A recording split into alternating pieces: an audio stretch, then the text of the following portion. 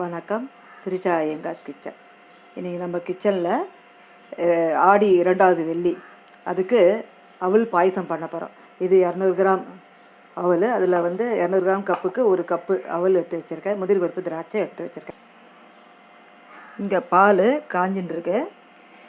பால் என்ன அளவுன்னா 1 gram cup அது அவலுக்கு 3 cup பால், 3 இல்லை 3.5 கப்பு பால், அதாவது ஒரு 500-600 கிராம் பால் இது கொச்சின்றது. இது பாலெல்லாம் இப்போ அவல் போட்டேன்னா இன்னும் திக்காகும். இன்னும் வேணும்னா கூட சேர்த்துக்கலாம். நீர்க்க குடிக்கணும்னா இன்னும் கொஞ்சம் பால் சேர்க்கலாம். ஸ்பூனில் எடுத்து சாப்பிட்றதா இருந்தால் இது போடும். இப்போதைக்கு இவ்வளோ போட்டு வச்சுருக்கேன். இங்கே ஒரு டீஸ்பூன் நெய் விட்டுருக்கேன். நெய்யில் இந்த முந்திரி உப்பு திராட்சை வறுத்துக்கலாம்.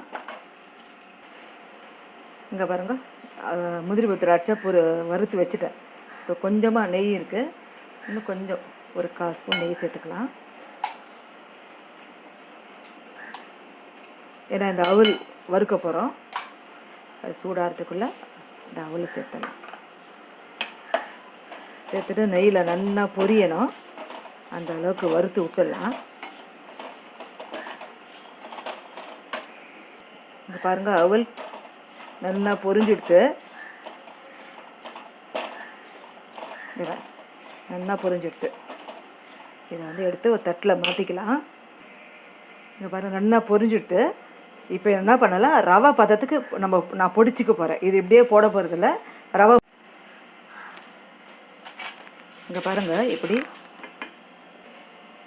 இப்படி ரவை மாதிரி இங்கே பாருங்கள், இப்படி பொடிச்சிக்கலாம். இப்படி பொடிச்சுட்டாக்கா சேர்ந்து இருக்கும் பாயசம். இப்போ இந்த சுட்ட பாலில் சேர்த்துடலாம்.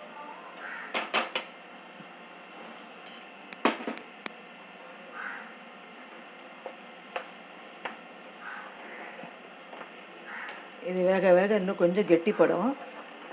இன்னும் கொஞ்சம் டம்ளரில் குடிக்கிற மாதிரி பண்ணுறீங்கன்னா இன்னும் கொஞ்சம் பாலை சேர்த்துக்கலாம்.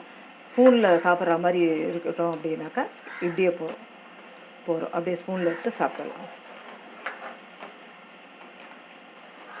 இது அப்படியே சிம்லேயே இருக்கட்டும், அது வேகட்டும் பால்லையே. பாருங்கள், அப்பத்துக்கும் இப்போத்துக்கும் எவ்வளோ கெட்டிப்படுத்து. இதுலேயே நல்லா வெந்திருக்கும் அவல். இப்போ என்ன பண்ணலாம், நம்ம எதில் எடுத்தோமோ, நான் இதில் 200 கிராமு இந்த கப்பு, அதில் எடுத்தது 3/4 அளவுக்கு சர்க்கரை. அவல் பாயசம் ரொம்ப சர்க்கரை தாங்காது, அதனால் 3/4 அளவுக்கு போட்டாக்கா கரெக்டாக இருக்கும். இல்லை அரை அளவு கூட போட்டுக்கலாம், அரை கூட போட்டுக்கலாம், நல்லாயிருக்கும். இப்போ கொஞ்சம் டைலூட் ஆகும்.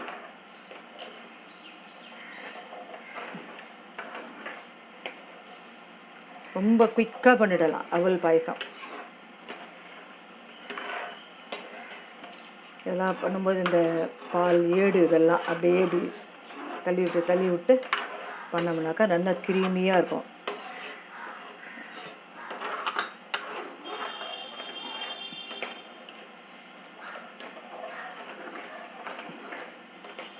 இந்த கரையட்டுன்னு வெயிட் பண்ணால் போதும், அவ்வளோதான். 2 நிமிஷம் இங்கே அவல் பாயசம் ஆயின்ருக்கு. அந்த சமயத்தில் நான் வெண்டைக்காய் போட்டு ஒரு மோர் குழம்பு பண்ண போகிறேன். அதுக்கு வறுத்து அரைச்ச மோர் குழம்பு. இது தேங்காய் எண்ணெய் 1 ஸ்பூன் விட்டுருக்கேன். இந்த தேங்காய் எண்ணெயில் நல்லா ஒரு 5-6 பச்சை மிளகாய், காரத்துக்கு எவ்வளோ வேணுமோ, 1 ஸ்பூன் தனியா, வறுத்து அரைச்ச மோர் குழம்பு, 1 ஸ்பூன் தனியா, கொஞ்சமாக ஒரு 1/4 ஸ்பூன் கடலை பருப்பு,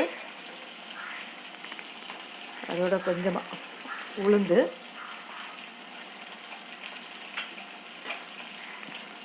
ஒரு 2-3 பிஞ்சு வெந்தயம், அதே ஒரு 2-3 மிளகு. அடுப்பை ஸ்லோ ஃப்ளேமில் வச்சு அப்படியே வறுத்துக்கலாம். அதே அளவுக்கு என்ன பண்ணியிருக்கேன், தனியாக 1 ஸ்பூன்னாக்கா 1 ஸ்பூன் துவரம் பருப்பு ஊற வச்சு வச்சுருக்கேன்.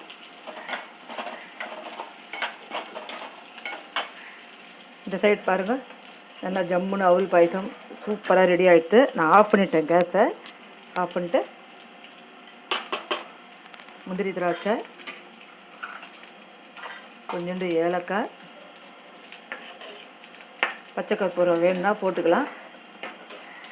வேண்டாம்னா விட்டுடலாம். நான் இப்படி ஸ்பூனில் எடுத்து சாப்பிட்ற மாதிரி இப்படி பண்ணியிருக்கேன், கொஞ்சம் கெட்டியாக. அவ்வளோதான், அவல் பாயசம் இது 2வது ஆடி வெள்ளிக்கிழமைக்கு ரெடி ஆகிடுச்சு.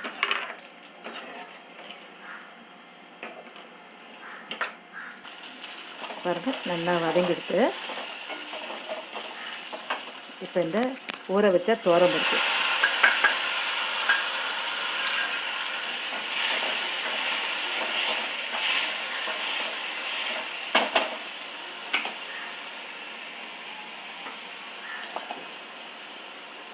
நல்லா, 1 ஸ்பூன் தேங்காய், அவ்வளோதான். இதை வழுமுன்னு அரைச்சிட்டு வந்துடலாம். இதில் கொஞ்சம் கொத்தமல்லி போட்டுக்கலாம்.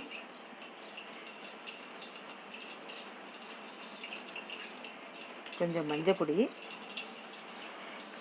அப்புறம் நம்ம வெண்டைக்காய் வதக்குதில் வேறு மஞ்சப்பொடி போடுவோம், ஆனால் கொஞ்சமாக போட்டுக்கிறேன். இதை வந்து நல்லா வழுமுன்னு அரைச்சிட்டு வந்துடலாம். பச்சையாக சீரகம் ஒரு 1/2 ஸ்பூன். இங்கே வெண்டைக்காய் வதக்க போகிறேன். ஒரு 7-8 வெண்டைக்காய் எடுத்துட்டுருக்கேன். எடுத்து இது மாதிரி கொஞ்சம் சைஸில் கட் பண்ணி வச்சுருக்கேன்.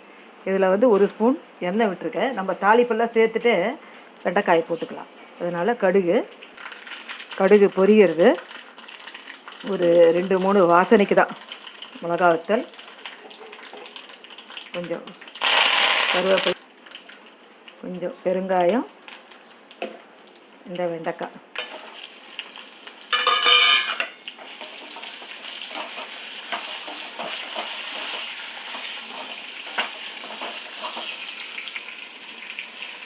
இதுலேயும் கொஞ்சமாக மஞ்சப்பொடி, நம்ம அரைக்கிறதுலேயும் மஞ்சப்பொடி போட்டிருக்கோம். இதில் கொஞ்சமாக மஞ்சப்பொடி. இந்த வெண்டைக்காய்க்கு கொஞ்சம் உப்பு பிடிக்கணும், நல்லா கொஞ்சமாக உப்பு போட்டுட்டு இது நல்லா எண்ணெயில் நல்லா வதக்கிக்கலாம். இது நல்லா வதங்கட்டும். மோர் பாருங்கள், நல்லா புளிக்காத தயிராக கெட்டியாக அரைச்சி வச்சுருக்கேன். ஒரு 1/2 லிட்டர் பால். இது ஒரு 4-5 பேருக்கு பண்ணுறேன்.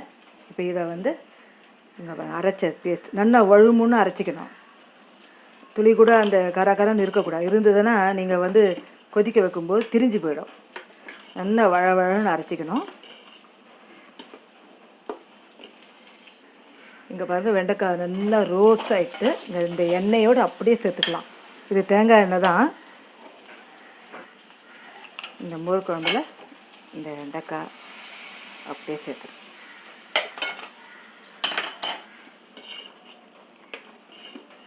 அவ்வளோதான். இப்போ இது ஒன்றுமே வேலை இல்லை. அப்படியே நம்ம வந்து நுரைச்சி வந்ததுன்னா இறக்கிட வேண்டியது தான். பாருங்கள், அடுப்பில் வச்சுட்டேன். இப்போ இந்த மோர் குழம்புக்கு தேவையான உப்பு, நம்ம வெண்டைக்காய்க்கு உப்பு போட்டிருக்கோம், அதனால் மோர் குழம்பு தேவையான உப்பை சேர்த்துடலாம். அவ்வளோதான். இது அப்படியே நுரைச்சிட்டு வரட்டும்.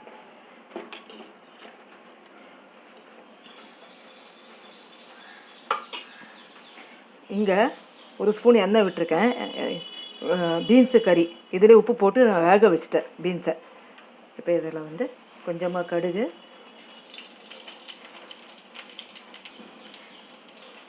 பொரிஞ்சதும் உளுந்து, கொஞ்சம் கடலைப்பருப்பு, கொஞ்சம் காரத்துக்கு மிளகா வத்தல்,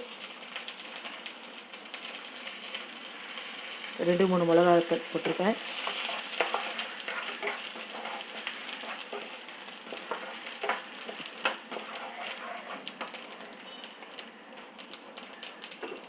கொஞ்சம் பெருங்காயப்பொடி, எண்ணெயில் கொஞ்சம் பெருங்காயப்பொடி,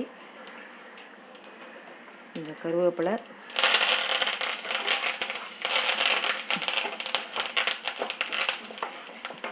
இந்த வெந்த பீன்ஸ் இதுலேயே உப்பு போட்டேன். இந்த தண்ணி சுண்டி வந்த உடனே தேங்காய் போட்டு இறக்க வேண்டியதான். ரொம்ப சிம்பிளான ஒரு கறி. தண்ணி சுண்டி வரட்டும். கொஞ்சம் மஞ்சள் பொடியும் சேர்த்துக்கலாம்.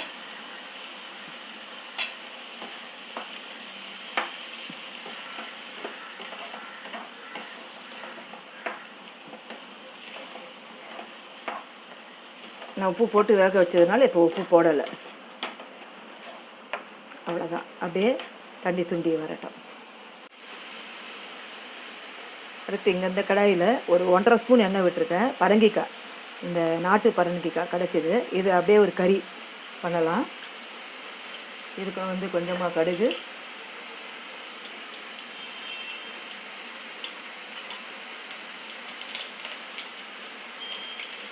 கடுகு உளுந்து. இதுக்கு கடலை பருப்பு வேண்டாம், கடுகு உளுந்து மட்டும் போட்டால் போதும். காரத்துக்கு மிளகா,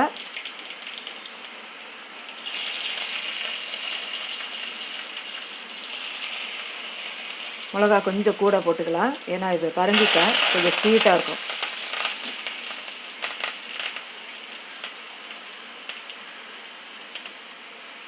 நல்லா செவந்துட்டு ஒரு 1/4 கிலோ பரங்கிக்காய் போட்டேன். கொஞ்சம் உப்பு போட்டுக்கலாம், பெருங்காயப்பொடி மேலே போட்டுக்கலாம், கொஞ்சம் மஞ்சப்பொடி, வெறுமை கொஞ்சமாக மஞ்சப்பொடி, அவ்வளோதான். இதை போட்டு வதக்கிட்டு தண்ணியை அப்படியே தெளிச்சிக்கலாம். இது ரொம்ப குழன்னு வேக விட வேண்டாம்.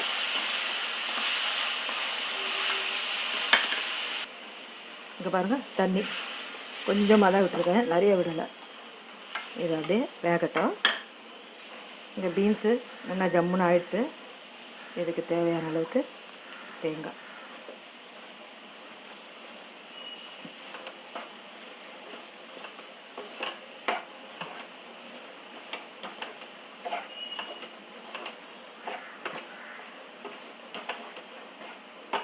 அவ்வளோதான். பீன்ஸு தேங்காய் போட்ட கறி.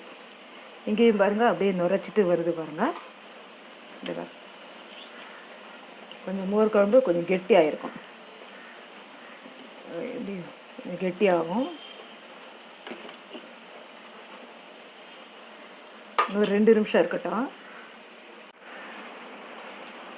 பாருங்க, அப்படியே சேர்ந்த மாதிரி அப்படியே நுரைச்சிட்டு வந்துட்டு அப்படியே ஆஃப் பண்ணிடலாம். பரங்கிக்காய் பாருங்க, நல்லா இது உடைச்சா இப்படி உடையிறது, இந்த அளவுக்கு இருந்தால் போகிறோம். ரொம்ப குழைய வேக விட வேண்டாம்.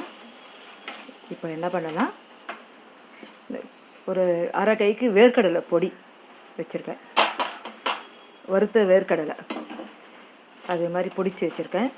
அதை போட்டுட்டு இன்றைக்கி தேங்காய் போடாமல்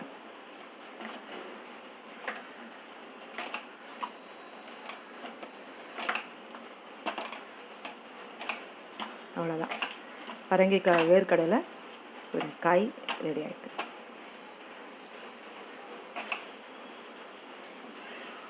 ஆஃப் பண்ணிடுறேன். இன்றைக்கி எல்லாம் ரெடி ஆகிடுது. வெண்டைக்காய் வறுத்து அரைச்ச ஒரு வெண்டைக்காய் போட்டு மோர் குழம்பு, பீன்ஸு தேங்காய் போட்ட கறி, பரங்கிக்காய் இது வேர்க்கடலை பொடி போட்டு ஒரு கறி, அவல் பாயசம். பாருங்கள், நான் ஸ்பூனில் எடுத்து சாப்பிட்ற மாதிரி தான் பண்ணியிருக்கேன். ஆற இது மாதிரி கெட்டி பண்ணிக்கோ. அதுக்கு நீங்கள் பாலை நல்லா சேர்த்துக்கலாம். இனி ஆடி வெள்ளிக்கிழமைக்கு அவல் பாயசம். நீங்கள் இதே மாதிரி லஞ்சு ட்ரை பண்ணி பாருங்கள். தேங்க்யூ.